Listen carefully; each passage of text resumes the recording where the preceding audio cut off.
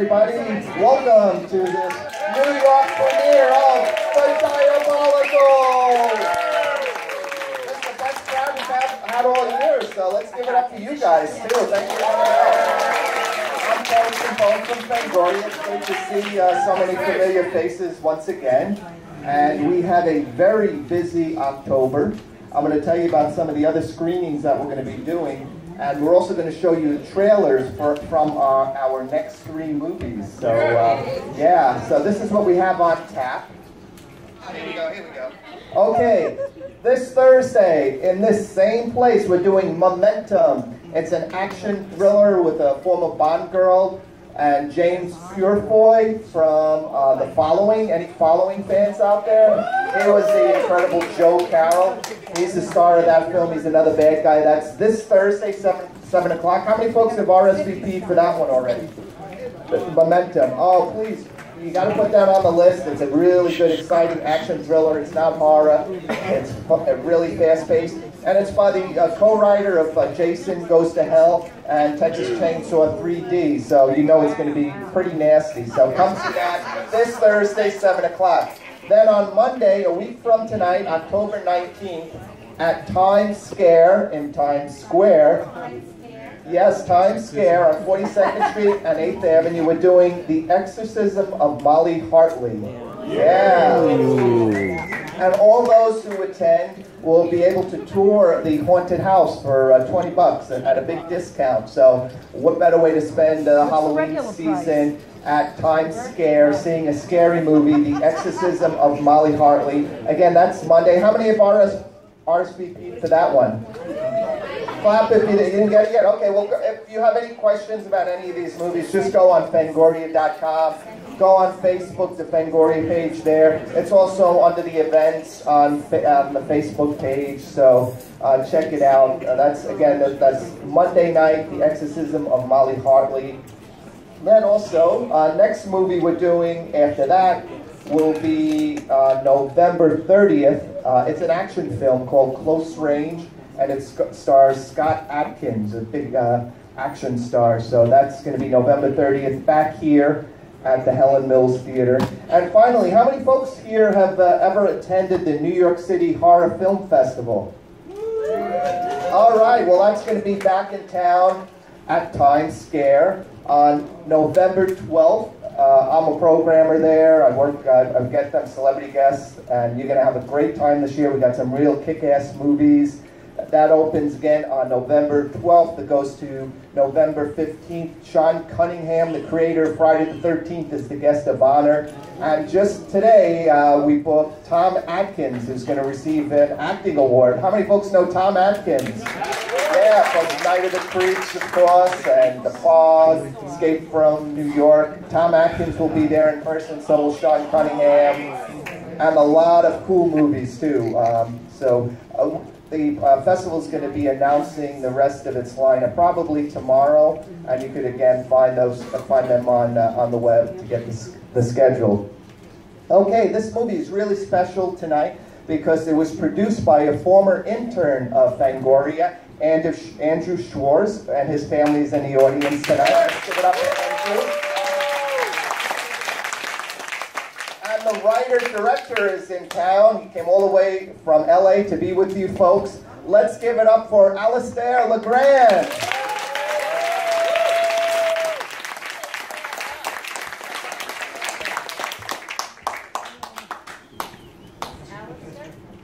Yes, Alistair, you can say it any which way you want.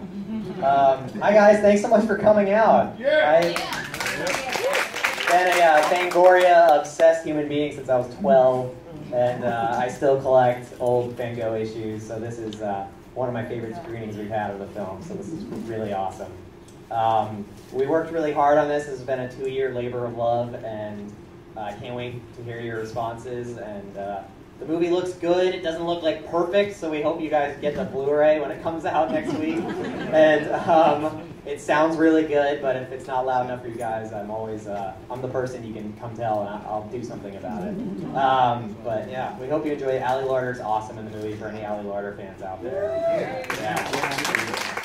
She kicked a lot of ass for us, and she's a super awesome human being. And I'm just going to ramble for another 10 hours. But I really just hope you enjoy it, and I'll talk to you guys after. Thanks so much. Okay, folks, enjoy the show. Please silence your cell phones and stick around for the Q&A. Again, we're going to show you 3 incredible trailers of our next 3 screenings.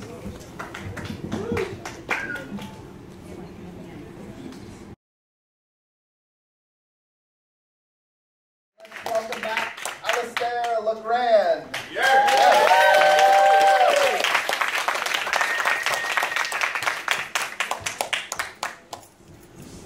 That was so good. Thanks, guys. I hope you enjoyed it. What do you guys think? I like it. First of all, you have the best name for a horror director, doesn't he? Alistair Legrand. And so. Yeah. My parents were dorks, and they couldn't name me Alexander, otherwise my name would be Alexander the Great. So they had to switch it to Alistair. Thank God. And speaking of great names, I can't believe there hasn't been a horror film with a title, The Diabolical. I just love that. I was shocked too. Yeah. Yeah, it's there's a great Kafka quote about the Diabolical, and that sort of influenced the movie, and we're just trying to find a good title that represented what Cam said the corporation of the movie was, which is one of the more evil things on the planet, because that's what the movie's about, is the fear of the future. So, Yeah, talk a little about the genesis of the project. the genesis of the project is, for a long time, I just wanted to make a time travel mix with Poltergeist. I love time travel, I love horror movies, and I love combining things, and so this has just been a dream project of mine, and I always kept it in the back of my head and didn't know if I was ever going to write it into a screenplay or do it into a short, and I had a meeting at the company that produced this, which is Content, and they really liked this other script I wrote and asked me if I had anything else, and I was like, time traveling ghosts? And they were like, what? And they said, how fast can you put together a screenplay? And in 2013, and my writing partner and I went off and spent a couple months putting it all together, working out all the beats, because it's still a really small movie that we tried to make look really large, and it's very contained and keeping everyone in the house, so that was its own set of challenges, but it was a really fun script to write. Yeah, we got it done. Basically it. That's a great company to be working for. They also did The Pact, Dark Summer, a lot of other interesting films. The Divide. The Divide, of course, yeah. Were they a great hands-off kind of company? They let you do your thing, being a first-time director and all? I had a really great experience. It was a really good mix. Ross M. Dinnerstein, who's the main producer of the film, is hands-on in a really good way because he loves horror films, and he's really collaborative, and he worked on us for the script because it was our first time making a movie, and he would never tell us to do something, but he was very helpful in kind of like making sure all the character stories made sense and telling a good tale for our budget range. And he was great. We're making the next movie with him, and the Content, the company are awesome. They love horror, and we all agreed on Ali Larter. The first week we were discussing casting, I was like, because I've always wanted to make a movie with Ali because I think she's a fantastic screen presence. And they were like, what do you think of Ali Larter? And I was like, we wrote the script for her. So it was perfect. She is so good in this film. Isn't she wonderful? Oh, you really feel for her. You really feel. Yeah. She's such a good performance. Did she live up to your expectations? Totally, 100%. I always loved Ali because even she's in huge movies like the Resident Evil saga and Final Destination. She always has to be the complete badass. She doesn't really get to show a vulnerable side too much, except for a little bit in Final Destination 2. But so it was great for her to come onto this movie because she's a new mother and she really related to the script, and she approached it to that. And Ali was also great because she's a fan of this film in general, and she watches Poltergeist and Insidious, and she's always like, this is bullshit. I would have gone to a motel like a long time ago. So in pre-production, I sat with Ali every day and just went over the script line by line, and she was always making sure it was making sense. She was coming at it from like a motherly perspective. So she brought a really grounded and powerful performance for us. And, she was awesome with the kids, so that's the most important part. Is just creating a dynamic on set so that they all give naturalistic, really strong performances. Story-wise, why did the time travelers keep winding up at Ali Larter's house and not the house across the street, or not the camp set in the past? Because that's the landing pad for the future teleportation experiment. So that's the reason why they're trying to get her to move out so badly, is because they want to expand. It's based on when I was a kid, I lived across from a town in Bryn Mawr called the Bryn Mawr Hospital. The Bryn Mawr Hospital was the hospital in the town called Bryn Mawr. And they forced us to move out because they wanted to build a parking lot there. And that's always stuck in my brain. So I wanted to sort of make a movie about that, about a big company that just wants a family to move out because they want to do something. Of course, it was a hospital, so we couldn't complain too much because that's helping people. But in this, they want to do just tests on evil convicts. And they come back with their brains fried and are in so much pain that it looks like they're attacking the people, but really they're just reaching out for help. Yeah. So they were the company was kind of killing two birds with one stone. They were doing these experiments, and they were also trying to get the property by terrorizing the crap out of. Precisely, yeah. And they don't even know, in a way, what's actually happening inside the house. That's the best part. They don't know. They're not at the stage yet, because there's like hundreds of years of technology that they have to do in order to get to this point. Yeah. Okay, how about some questions from you guys? Yeah, right there. Brian. Yeah, usually in movies where a house is haunted or something, it takes a little while to build. You know, the family moves in, and here the family's already in. The things have already been happening. What made you decide to get right into it right from the get-go? Because just like you guys, I've seen thousands of these, and I didn't want to do another moving truck shot with people coming in and moving into the house, and you put up the boxes, and then you go into a room, and it's really cold in here for some reason. I'm just really impatient as a viewer, more importantly, and I have horrible ADD, and I wanted to just jump right into the story. And when we were writing the script, it was just kind of cool to what if these people have been haunted for weeks? How does that happen to people? It's almost like they've just been through battle for so long that they're almost used to it. So the little boy, when you watch the movie again, you notice he keeps food in a drawer next to his bed because he's so scared to go down to the kitchen, because at night he gets hungry because he's 12 years old, and he's just, so finally he makes the choice to go down the steps and get something, a peanut butter sandwich, and it doesn't go well. But yeah, so I just wanted to do about a family that's just forced to live there because they're in poverty and trying to make the best way of their lives and figure out a way to just exist with ghosts, which, yeah. So, yeah, no motel for them.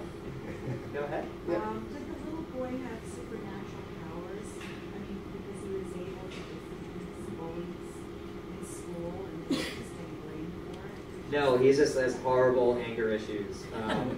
It's based on a friend of mine who just grew up his whole life really angry.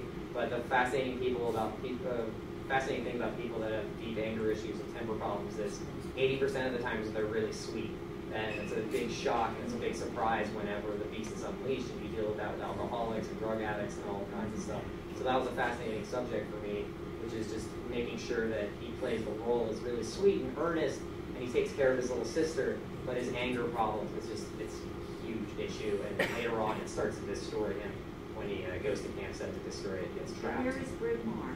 Where is Bryn Mawr? Yeah. Bryn Mawr is outside of Philadelphia. Yes. Brian. So that was basically a bit intentional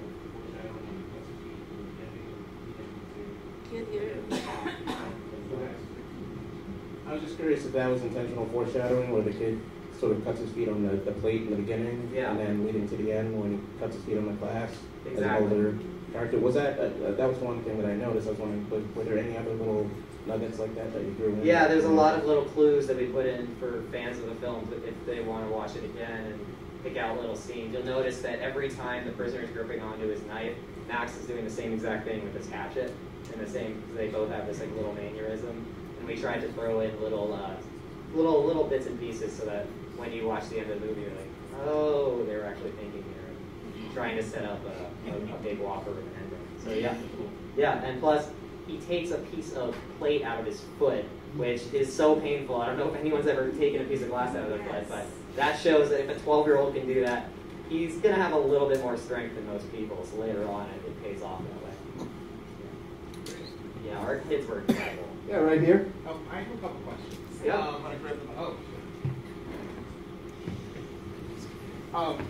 One, they said that there were 3 different, like, I guess, themes that were being shown in the house. Yeah. And then cut to the end when Ali Larter's, you know, in the future, and the cops are talking about Jacob, and they say, you know, oh, he's getting revenge on his mom. Like, we tried it on her, and her body couldn't handle it like this good.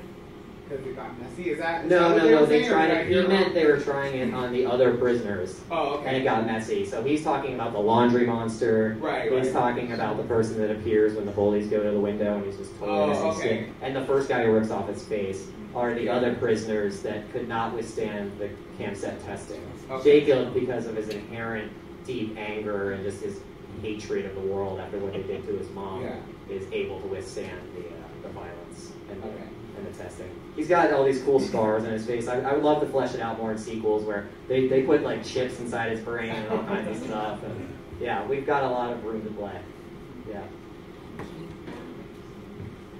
Go ahead. You mentioned how you took a lot of ideas from experiences in your life and also things you saw in movies you didn't want to repeat. I'm just curious, most often filmmakers do take some ideas from other movies. What other movies do you feel you took some inspiration from? One of my favorite ghost films in the world is The Entity, which I think is just a masterpiece with Barbara Hershey. And visually, that movie was a huge inspiration on this. And also that Barbara Hershey plays that role so well as a mother taking care of children. So that was a big foundation for us to look at, and her performance there. And the way it's shot anamorphically, that like late 70s style, was just a huge influence on the way we looked at this. And then surprisingly, Robert Zemeckis' Contact, which it was a big movie in the 90s, but I don't know if a lot of people have seen it now, was a huge stylistic and thematic influence on this. Because I really wanted to make a movie where you cared about the characters enough, and hopefully we pulled that off. Because when you actually care about the characters, in the end, when they're in peril, you're going to want them to get out of danger that much more, instead of just shitty teenagers in a Jeep accidentally driving to a cemetery or something. Not that there's anything wrong with that. I love Friday the 13th. But, yeah. Contact, The Entity, the first Poltergeist. You'll notice she's wearing jean shorts in this. Total, I just ripped that off of Poltergeist, I'm sorry. I love a mom in jean shorts, I think it's awesome. And I love that the role of Craig T. Nelson and the mom in that movie and how naturalistic they are. And that scene where they're smoking weed and just their house is haunted. It really feels like a strong family dynamic.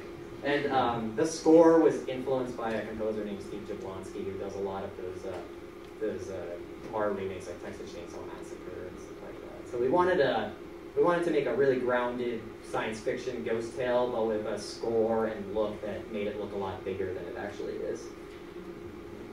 How long did it take you to shoot? It was 19 days of shooting and then 1 extra day of green screen and fun stuff like that.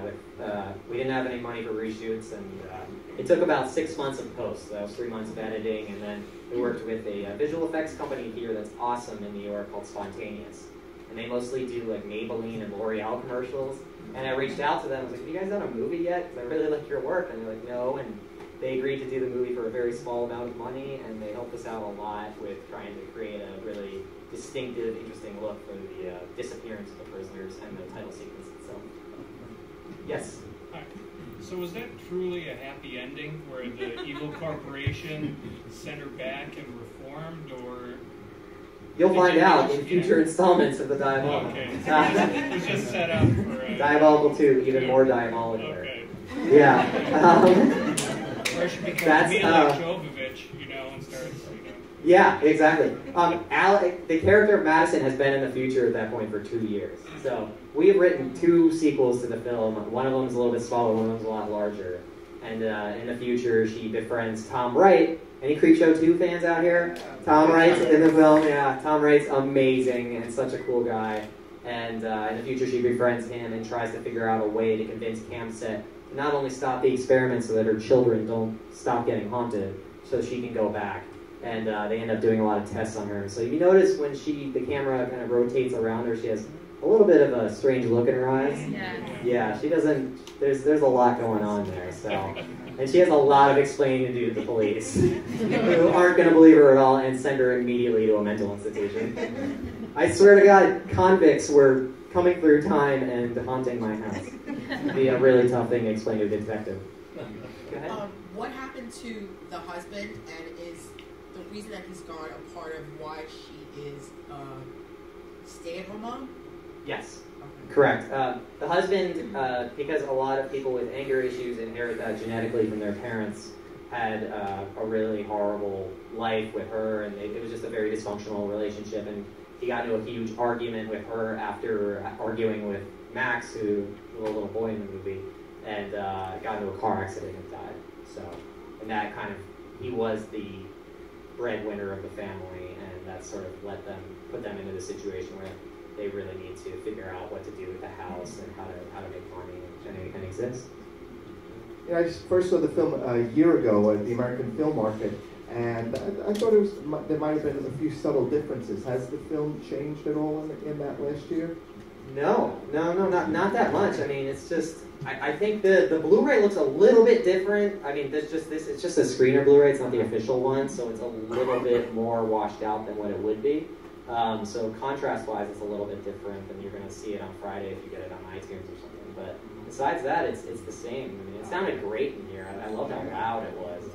We worked so hard on our score and trying to make the score really work with surround channels and rotate around people's heads. And, yeah, I really like a loud, impactful soundtrack. So, yeah. We got time for a couple more questions. Adam. Actually, I just have a couple comments and a question. Sure.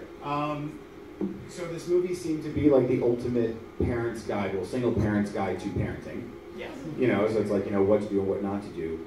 And I loved how you were actually able to encompass like how big the world is and how small theirs actually is, you know, being stuck in the house and not being able to leave. But where did that come from? You know, where did that stem from you? That stemmed from how I grew up. My mom took care of, I had a stepdad, but he wasn't around too much, so it was just basically my mom and my sister and I living on this really spooky farm in Maryland up until I was 9 years old. And it was just about, like, my sister and I would just go and, like, have our imaginations and run around, and, like, we totally thought the place was haunted, and I'm pretty sure it was. And it stems from that. It's just from having a mother character who really tried her best to hold everything together, even though, like, sometimes bills are insurmountable and you just want to go to sleep and not take care of anything. Just it was kind of cool to make a movie where she's not only fighting off, like, paranormal, she's fighting off life itself. And I totally got the poltergeist thing when she was wearing the blue and white kind of jersey thing, and she was, you know, gardening, so she wasn't burying. I was this close to putting her.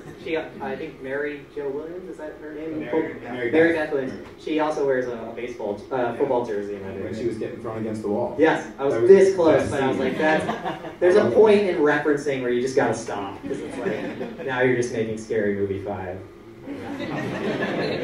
Yeah. Yeah, was the casting process difficult in finding such great kids for those parts? Oh yeah, it was. It's impossible. I mean, it was 2 months in Los Angeles. I saw hundreds upon hundreds of children, and it was really, for me, it was about finding a kid who stuttered and was uncomfortable sometimes and natural and would fidget in his chair. Because in Los Angeles, when you see children over and over again, you start to notice that they're all very precocious. And they're always going to say the lines of dialogue exactly how their acting coaches programmed to do. So they'll come in and they'll be like, do you think there's a ghost in our house? And, you know, like super animated and not what you want. It's not like a Disney Channel show, which isn't a bad thing. But luckily, Max came in one day when I was at the end of my rope. And I was like, I don't think we're going to find a kid. And he didn't meet with his acting coach that day. So he was reading the lines as if he had just memorized them, and he was kind of stuttering, and he was just like, should I do it like this? And he was really great to work with, and he was really excited, totally naturally, and he was awesome. And then finding a 5-year-old girl who was as good as Drew Barrymore is really hard. No one's ever going to do that again, but we got it close. And right before I left for Christmas vacation, because we shot this movie in early February, and right before I left for Christmas vacation, I was like, we're never going to find a 5-year-old girl who can act naturally. And we got an audition tape from Dallas, Texas, and it was her, and she blew us all away, and she was weeping, and I was like, how did they make her weep? And I was like, she just does that if you ask her to. I was like, okay, I'm not going to make her do that, but that shows that she's really hardcore and into it. And she showed up, and she was like, it was like Ali Larter was our superstar, and then we had Chloe, who was basically the same thing, and just walking around set like, yeah, I can do this. And I would give Chloe an adjustment, and she would do it in 2 seconds. And it was just, it was kind of like, it was a little spooky. It was like, wow, you're gonna be famous one day, Chloe. And Max emails me every day. He thinks this movie's gonna come out on IMAX screens with Avengers 2. So I was like, well, you know, bring your expectations down a little bit. But Max is so cool, and I hope I get to keep making movies with him until he's like 50, so we can make some bizarre version of Boyhood with horror. We got time for one more question. Oh, these are so good, we'll take more. Yeah, right here. Hey, I'm Bradley. Thank you very much for Bradley. So you wrote the screenplay. Did you know, or did the producers know that you were going to direct, or did you have to pitch them on that, or were you tied together with the writing of it? No, that's a great question. It was a lot of convincing on my part, because and it really helped for me to come from music videos. Because nowadays, music video budgets are nothing. They're pennies. It's not like the 90s or the late 80s. You get about $1,000 to make something that a label is expecting to see, and it's going to be visually incredible. So my cinematographer and I grew up in that world for the last 10 years. It's just, we started off finding really bad bands on Craigslist and producing the videos ourselves, and that led to like working with actual labels. So we were really good at making a lot from a little, and that really helped convince them to let me direct a lower budget horror movie, which is, it's perfect. It was just a great transition. So now when people ask me, coming out of film school, what should I do? I actually sometimes recommend more, like, try to get into music videos, because I learned so much from that, from just doing short rather than doing shorts. Because I've done shorts too, but in music videos I really got to explore and try to perfect my like cinematic technique and my look. And that's a great question, because that was the big thing. It's like, can he do this? And so I made a fake trailer for the film that I'll release one day that's really fun. And I sent on my visual reel, and I had Ross Dinnerstein, who's the producer of the film, already really liked the video I did for an artist named Mark Lanigan that takes place in a haunted house. And that helped a lot. Yeah. I think there was one right here. Yep. Yeah, Michael. Oh, no. Yeah, the guy with the hat. Oh, all right. Can you tell me how Max became a test subject inside of the prison in the first place? Yes. Tom Wright, the security guard at the end, explains that part. He was so distraught. In one timeline of the film, he sees his mother disappear, and she never comes back again.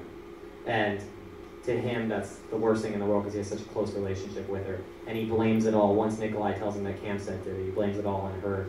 And he ends up kind of like starting his own little guerrilla warfare and trying to break into Cam set to put a stop to all of their illegal activities. And they end up trapping him and putting him into the prisoner program. And he becomes the man you see there wielding a Michael Myers butcher knife. Thank you. Yeah. So the little Max and the prisoner are the one and the same, it's just in the future? Exactly. Yeah. So that when Jacob, his character's name is Jacob, when he's cut in the face by his own self, and he turns and looks at Madison, aka Ali Larter, you see the scar form in the same way of a Back to the Future and fading photograph. Okay, maybe one more? I think there was one in the back. No? Okay, so what's next, Alistair? A movie called Clinical, which is, I'd say this word gets thrown out a lot, but this is truly a Cronenberg film. We're going for a little bit more grounded. We're making a thriller about face transplants. Modern face transplants. Please don't ever Google that. It's horrifying. So I just became fascinated with the type of people that undergo trauma and have to deal with that, whether it's a chimpanzee attack or a car crash or a gunshot, and what that does to the human psyche and the relationship he has with a psychiatrist. And so we just got a green light on that, sort of, and we're planning on shooting in February. Is that That's Ross Dinnerstein. Cool. All right, let's hear it for Alistair. And the Diabolical. Please go online, beat the hell out of this, tell everyone how much you love this Friday. Film. Again on Friday? Yeah, Friday, on demand, Time Warner, Xfinity, DirecTV, every single platform, and iTunes and Amazon. So you can't not see it. The iTunes print looks beautiful. So it's 1080 and gorgeous. And don't forget Thursday, we're coming back. We're doing Momentum. How many folks want to come see Momentum on Thursday? I do, but I won't be here. Come on, come on down. You don't have to RSVP. Just meet me at the door outside. I'll let you in. Thursday night, 7 o'clock. And then again on Monday at Times Square, we're doing another show, The Exorcism of Molly Hartley. Again, free show. Come on down and mingle with your fellow horror brethren. Thanks for coming tonight, guys. Thank you.